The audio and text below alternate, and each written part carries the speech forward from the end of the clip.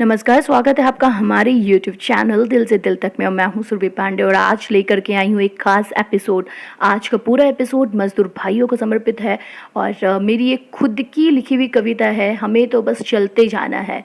जी हाँ, ये मजदूर भाइयों की कहानी है सुरभि पांडे की जुबानी। उम्मीद करती हूँ कि आपको हमारी ये कविता हमें तो बस चलते जाना है ज़रूर पसंद आएगा। और अगर पसंद आए तो बस इतनी सी इल्तिजा है आप लोगों से कि आप इसे ज़्यादा से ज़्यादा लोगों तक शेयर करें, लाइक करें और मेरे इस YouTube चैनल दिल से दिल तक को ज़्यादा से ज़्यादा सब्सक्राइब करें। तो चलिए शुरू करते हैं। हम अपनी इस कविता को बोलने से पहले चंद बातें मैं आप लोगों से शेयर करना चाहूँगी। जहाँ पूरी दुनिया या पूरा विश्व आज कोरोना वायरस से परेशान है, लोग लॉकडाउन में बैठे हैं, घर से बाहर नहीं निकल रहे, एक दूसरे से मिलने से कतरा रहे हैं, सोशल डिस्टेंसिंग का पालन कर रहे हैं, जहां लोग अपनी ज़िंदगी को बचाने के लिए घर पर महफूज बैठे हैं।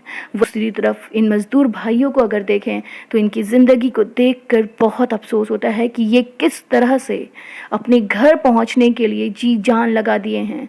अपने छोटे छोटे बच्चों को लेकर, गर्भवती पत्नी को लेकर के, 2 साल के बच्चे को लेकर निकल पड़े हैं एक लंबी सफ़र तय करने के लिए। कभी 1000 किलोमीटर पैदल चल के यात्रा तय की है, तो कभी 400 किलोमीटर, तो कभी 200 किलोमीटर, तो कभी 800 किलोमीटर।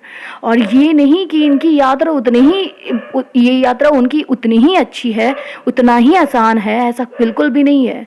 इनको खाना आज अगर मिला है तो कल फिर कितने दिन बाद मिलेगा ये भी नहीं पता। आज अगर इनको एक निवाला मिला है तो कल इनके बच्चों को वो निवाला मिल भी पाएगा या नहीं, पता नहीं। इसलिए जब ये एक निवाला मिलता है ना, तो वो खुद ना खाकर अपने बच्चों को खिलाते हैं। पैरों में छाले पड़ गए हैं, चप्पल तक नहीं है, प्लास्टिक के बोतल को चप्पल बनाकर चलते जा रहे हैं क्योंकि इन्हें पहुंचना है।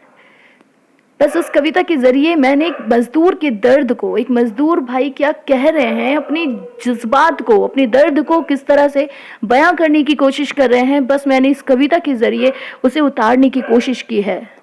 मैं उम्मीद करती हूँ कि आपको पसंद आएगा। तो आइए शुरू करते हैं। हमारी ये जो कविता है जो लिखी गई है मेरे द्वारा, वो कविता मैं आपको सुनाने जा रही हूँ जिसका नाम है हमें तो बस चलते जाना है। आंखें अब बंद होने को है आई, आंखें अब बंद होने को है आई, ये कोरोना महामारी भी क्या मुसीबत साथ लाई। आंखें अब बंद होने को है आई, ये कोरोना महामारी भी क्या मुसीबत साथ लाई। लाखों घर उजड़ गए, लाखों घर उजड़ गए, दाने दाने को मोहताज हो गए। ना तो सर पर कोई छत है, ना ही पैरों में जूते। ना तो सर पर कोई छत है, ना ही पैरों में जूते। ना तो कोई गाड़ी है, ना तो कोई सहारा। जहाँ मिलता है खाना वहीं है हमें हाथ फैलाना। क्या पता फिर कब मिलेगा अगला निवाला। कोसों दूर चलना है, ना थकना है, ना हारना है। ये भूख की मार है साहब, बचना है तो बस चलते जाना है। ये भूख की मार है साहब, बचना है तो बस चलते जाना है। हम तो मजदूर हैं भैया, हमारा कहाँ कोई ठिकाना है। हमें तो बस चलते जाना है, बस चलते जाना है।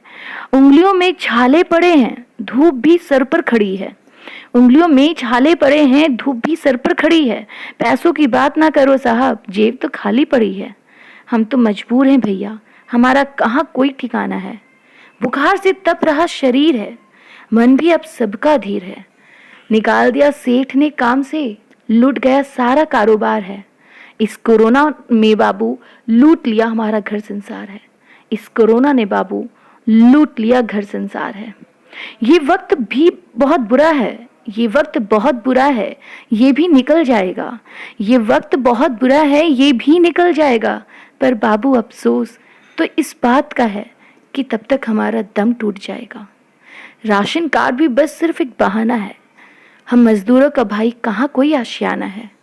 हमें तो बस चलते जाना है, बस चलते जाना है। बीवी बच्चे को कभी कांधे तो कभी ठेले पर बैठाना है। जिंदा बचे तो साहब घर किसी तरह पहुंच जाना है। फिर क्वारंटाइन सेंटर में भी थोड़ा वक्त बिताना है, तब जाकर सुकून की सांस घर पर पहुंच कर ही आना है। हम तो मजदूर हैं भैया, हमारा कहाँ कोई ठिकाना है। हमें तो बस चलते जाना है। अंबाला हो, पंजाब हो या हो दिल्ली की सड़क, हर जगह से खदेड़ दिया, ऊपर से धूप भी कड़क। हमने पैदल तय कर लिया 1000 किलोमीटर, ना जाने कितनी बार। कभी चप्पल टूटे, कभी सांसें छूटी, फिर भी हौसले बरकरार हैं। फिर भी हौसले बरकरार हैं। हमारे बच्चे हैं भूखे मर रहे, हमारे दर्द का कहाँ किसी को कोई फर्क पड़ जाना है। हमारे बच्चे हैं भूखे मर रहे, हमारे दर्द का कहाँ कोई किसी को फर्क पड़ जाना है। हम तो मजदूर हैं साहब, हमारा कहाँ कोई ठिकाना है। हमें तो बस चलते जाना है, बस चलते जाना है, बस चलते जाना है।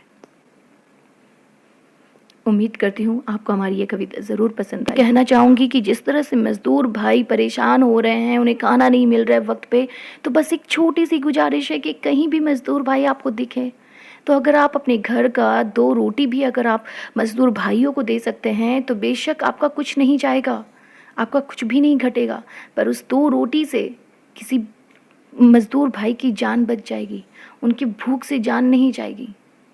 तो एक रिक्वेस्ट है कि जब भी कोई भी मज़दूर भाई आप लोगों को दिखे तो आप इतनी सी मानवता ज़रूर दिखाएं कि उस अपने घर से जो भी बचा हुआ खाना है, 2 रोटी ही सही, वो मज़दूर भाइयों को ज़रूर दें। उनके क्या पता उनके बेटे का पेट भर जाए, उनके बच्चों का पेट भर जाए, उनकी बीवी का पेट भर जाए और वो आपको लाखों दुआएं दें। छोटी छोटी कोशिश ही कामयाबी तक पहुंचाती है। कहते हैं ना, बूंद बूंद करके ही घड़ा भरता है। अभी ज़रूरत है कि हम लोग एक दूसरे का साथ दें, एक दूसरे का सहारा बने, एक दूसरे की मदद करें। तो इतनी छोटी सी कोशिश है, बस ये एक इल्तिजा करते हैं, एक रिक्वेस्ट करते हैं आप सभी से। उम्मीद है कि आप हमारी बातों को समझेंगे और हमने मज़दूर भाई के जज्बातों को अपने शब्दों के द्वारा पिरोने की कोशिश की है, बताने की कोशिश की है। उम्मीद करती हूँ कि आपको पसंद ज़रूर आएगा। अपना ख्याल रखें, अपनों का ख्याल रखें, घर पर रहें, सुरक्षित रहें, प्रॉपर हैंड वॉश करते रहें और सोशल डिस्टेंसिंग को ज़रूर फॉलो करें। ये वक्त बहुत बुरा है, गुजर जाएगा। कोरोना वायरस आज हमें रुला रहा है, कल हम ज़रूर वापस आएंगे और एक अच्छी खुशी हम लोगों को मिलेगी और जीवन फिर से पटरी पे आएगी। सब कुछ पहले जैसा सब कुछ ठीक हो जाएगा। बस धैर्य रखने की ज़रूरत है और हमें सबको साथ लेने की ज़रूरत है। सरकार भी कोशिश कर रही है और हमें भी इंसान होने के नाते इंसानियत दिखानी होगी, हर किसी की मदद करनी होगी। ये वक्त भी गुजर जाएगा। अपना ख्याल रखें, स्टे सेफ एट होम। धन्यवाद।